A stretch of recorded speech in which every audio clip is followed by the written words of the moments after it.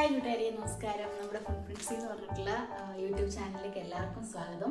ഇന്ന് ഞാൻ പുതിയൊരു വീഡിയോ ആയിട്ടാണ് നിങ്ങളുടെ മുന്നിലേക്ക് വന്നിരിക്കുന്നത്. അതായത് നമ്മുടെ അമൃതം പൊടി. ഇപ്പോൾ അംഗൻവാടിയിൽ കുട്ടികളുള്ള എല്ലാ അമ്മമാർക്കും പരിചയമായിട്ടുള്ള സാധനമായിരിക്കും ഇത്. പക്ഷേ ഇതിൻ്റെ കൂടുതൽ റെസിപ്പി ഒന്നും ആർക്കും പരീക്ഷ നോക്കാൻ ഇതിന് ചാൻസ് കിട്ടിയിട്ടുണ്ടാവില്ല. കാരണം ഇത് പൊതുവെ കുട്ടികൾക്ക് അങ്ങനെ നേരിട്ട് കൊടുത്തു കഴിഞ്ഞാലോ അല്ലെങ്കിൽ കുറുക്കാക്കി കൊടുത്തു കഴിഞ്ഞാലോ ഒരു 80% കുട്ടികൾക്ക് അത് ഇഷ്ടപ്പെടാൻ ചാൻസ് കുറവാണ്. എൻ്റെ കൊച്ചൊന്നും കഴിക്കാറില്ല. പക്ഷേ നമുക്കിതുകൊണ്ട് വെറൈറ്റി ആയിട്ടുള്ള ഒരുപാട് സ്നാക്സ് ഉണ്ടാക്കാൻ പറ്റും. അപ്പോൾ ഇതിൻ്റെ ഒരു പുതിയ റെസിപ്പി ആയിട്ടാണ് ഞാൻ വന്നിരിക്കുന്നത്, നല്ലൊരു കേക്ക്. അപ്പോൾ നമുക്ക് ഒരു ഫ്രൂട്ട് മിക്സ് കേക്കാണ്, പൈനാപ്പിളിൻ്റെ ഫ്ലേവറുള്ളത്. അപ്പോൾ ഇതെങ്ങനെയാണ് ചെയ്യാമെന്ന് നമുക്ക് നോക്കാം. വീഡിയോയിലേക്ക് പോകാം. നമുക്കതിന് ആവശ്യമായിട്ടുള്ള ഡ്രൈ ഇൻഗ്രീഡിയൻസ് ആദ്യം അരിച്ചെടുക്കാം. അമൃതം പൊടി ഇവിടെ എടുത്തിട്ടുണ്ട്.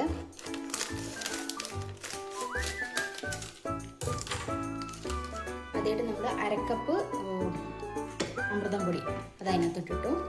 പിന്നെ അതിലേക്ക് തന്നെ ഒരു 1/4 കപ്പ് മൈദയും കൂടി ഇട്ടിട്ട് മിക്സ് ചെയ്യുന്നുണ്ട്. നമുക്ക് 1 ടീസ്പൂൺ ബേക്കിംഗ് പൗഡർ ഇട്ടു, 1 ടീസ്പൂൺ പാൽപ്പൊടി ഇട്ടു. ഇത്രയും സാധനങ്ങൾ നന്നായിട്ട് അരിച്ച് മാറ്റി വെക്കണം.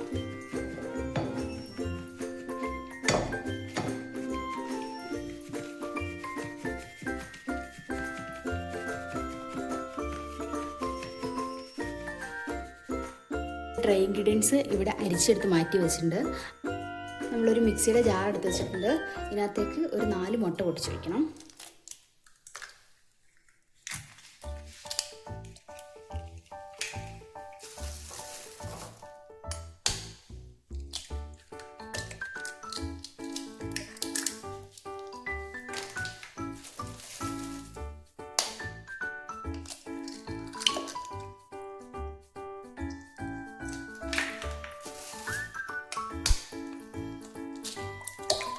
മീഡിയം സൈസിലുള്ള മുട്ടയാണ്. നമുക്ക് 4 മുട്ട വേണം ഈ ഒരു കേക്ക് ഉണ്ടാക്കാൻ വേണ്ടിയിട്ട്. പിന്നെ ഇനി അതിനകത്തോട്ട് നമ്മൾ കുറച്ച് എസൻസ് ആണ് ഒഴിക്കുന്നത്. ഇപ്പോൾ എൻ്റെ കയ്യിൽ വാനില എസൻസ് ഉണ്ട്. അപ്പോൾ നമ്മൾ കുറച്ച് വാനില എസൻസ്, അതായത് ഒരു 1/2 ടീസ്പൂൺ വാനില എസൻസ് വെച്ചിട്ടുണ്ട്. പിന്നെ അതിനകത്തോട്ട് നമ്മളൊരു 1/4 ടീസ്പൂണോളം പൈനാപ്പിൾ എസൻസ് കൂടി ഒഴിക്കുക.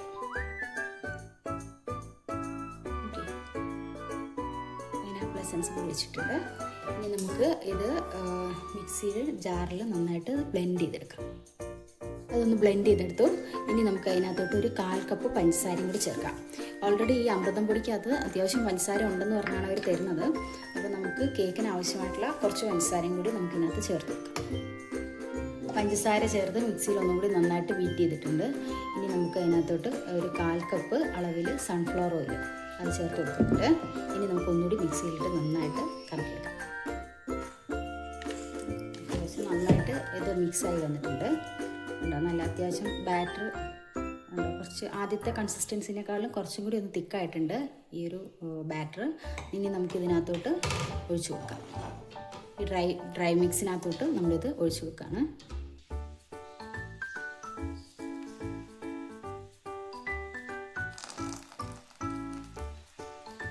ചേർത്തിട്ട് നമുക്ക് നന്നായിട്ട് ഇളക്കി കൊടുക്കാം.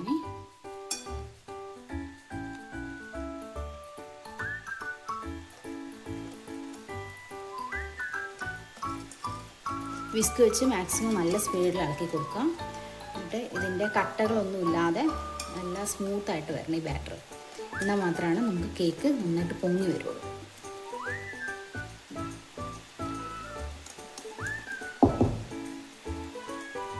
ഞാനിവിടെ കുറച്ച് ചെറി എടുത്ത് വെച്ചിട്ടുണ്ടായിരുന്നു.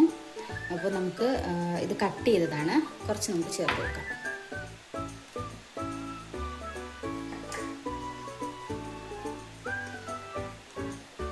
പിന്നെ എൻ്റെ കയ്യിൽ കുറച്ച് യെല്ലോ കളറുണ്ട്. അത് ഓപ്ഷണലാണ്, നിങ്ങൾക്ക് ആവശ്യമുണ്ടെങ്കിൽ മാത്രം ചേർത്താൽ മതി. എൻ്റെ കയ്യിൽ ഉള്ളതുകൊണ്ട് മാത്രമാണ് ഞാൻ ചേർക്കുന്നത്. എന്നിട്ട് നന്നായിട്ട് നമുക്ക് ഒന്നുകൂടി മിക്സ് ചെയ്ത് വെക്കാം. കളർഫുൾ ആയിക്കോട്ടെ എന്ന് വിചാരിച്ചിട്ടാണ്, നിർബന്ധമൊന്നുമില്ല.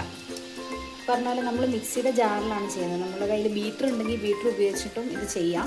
പിന്നെ നമ്മൾ സാധാരണ ആൾക്കാരുടെ വീട്ടിൽ അങ്ങനെ അധികം ബീറ്ററും കാര്യങ്ങളൊന്നും ഉണ്ടാവില്ലല്ലോ, മിക്സിയല്ലേ കൂടുതലുണ്ടാവുക. അപ്പോൾ അതുകൊണ്ടാണ് ഞാൻ മിക്സിയിൽ ചെയ്തത്. ഓക്കെ, നന്നായിട്ട് മിക്സായി വന്നിട്ടുണ്ട്. ഇനി നമ്മൾ ഇതിനകത്തോട്ട് ഒരു കുറച്ച് വിനാഗിരി ചേർക്കുന്നുണ്ട്. കുറച്ചെന്ന് പറഞ്ഞു കഴിഞ്ഞാൽ ഒരു 1/4 ടീസ്പൂൺ വിനാഗിരി. അതെന്തിനാണ് ചേർക്കുന്നതെന്ന് വെച്ച് കഴിഞ്ഞാൽ നമ്മൾ ഈ കേക്ക് ഉണ്ടാക്കുമ്പോൾ ഈ മുട്ടയുടെ മണം ഇഷ്ടമില്ലാത്തവർക്ക് ആ മുട്ടയുടെ മണം മാറിക്കിട്ടാൻ വേണ്ടിയിട്ടാണ് കേട്ടോ സാധനം. അപ്പോൾ ചേർത്ത് കൊടുക്കാൻ ആഗ്രഹമുള്ളവർ ചേർത്ത് കൊടുത്താൽ മതി, അല്ലെങ്കിൽ നമുക്ക് സ്കിപ്പ് ചെയ്യാവുന്നതാണ്. ഇനി നമുക്ക് ലാസ്റ്റായിട്ട് ഇവിടെ നമ്മളുടെ മോൾഡ് റെഡിയാക്കി വെച്ചിട്ടുണ്ട്. ബട്ടർ പേപ്പർ, ഇത് ബട്ടർ പേപ്പർ അല്ല, ഇത് സാധാരണ ഒരു നോർമൽ പേപ്പറിൽ ഞാൻ കുറച്ച് ഓയിൽ തൂത്ത് വെച്ച് തടവി വെച്ചിരിക്കുന്ന സാധനം. അപ്പോൾ നമുക്ക് ഈ ഒരു മോൾഡിലേക്ക് നമുക്ക് ബാറ്റർ ഒഴിച്ചു കൊടുക്കാം. ബട്ടർ പേപ്പർ ഉള്ളവർ ബട്ടർ പേപ്പർ ആക്കി വെച്ചാൽ മതി. സാധാ ഒരു നമ്മുടെ കയ്യിലുള്ള പേപ്പറേ കയ്യിലെടുക്കും. ബുക്കിൻ്റെ പേപ്പറാണെങ്കിൽ കൂടി അത് വെച്ചിട്ട് ഒരു കുറച്ച് ഓയിൽ തടവി കൊടുത്തു കഴിഞ്ഞാൽ ബട്ടർ പേപ്പർ അടിക്കണം. നമുക്ക് ഈ ബാറ്റർ ബാക്കി അതിനകത്തോട്ട് ഒഴിച്ചു വെക്കാം.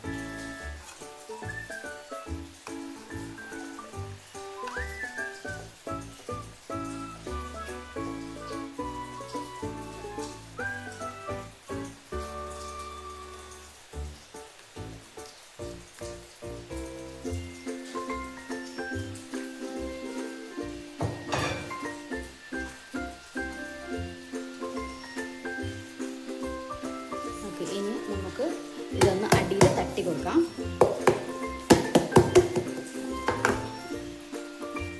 നമ്മുടെ ഓവൻ ഇവിടെ പ്രീഹീറ്റ് ചെയ്യാൻ വെച്ചിട്ടുണ്ടായിരുന്നു. 230 ഡിഗ്രിയിൽ 10 മിനിറ്റ് പ്രീഹീറ്റ് ചെയ്തതാണ്. അപ്പോൾ ഇനി നമുക്ക് ഇതിനകത്തോട്ട് കേക്കിൻ്റെ ബാറ്റർ വെക്കുന്നതിന് മുന്നേ ഒന്നുകൂടി ടാപ്പ് ചെയ്ത് കൊടുക്കാം. ടാപ്പ് ചെയ്ത് കൊടുക്കുന്നത് എന്തിനാണെന്ന് വെച്ച് കഴിഞ്ഞാൽ നമ്മൾ എയർ ബബിൾസ് ഉണ്ടെങ്കിൽ അത് പോയി കഴിഞ്ഞാൽ മാത്രമേ കേക്ക് നല്ല സോഫ്റ്റായിട്ട് കിട്ടുള്ളൂ.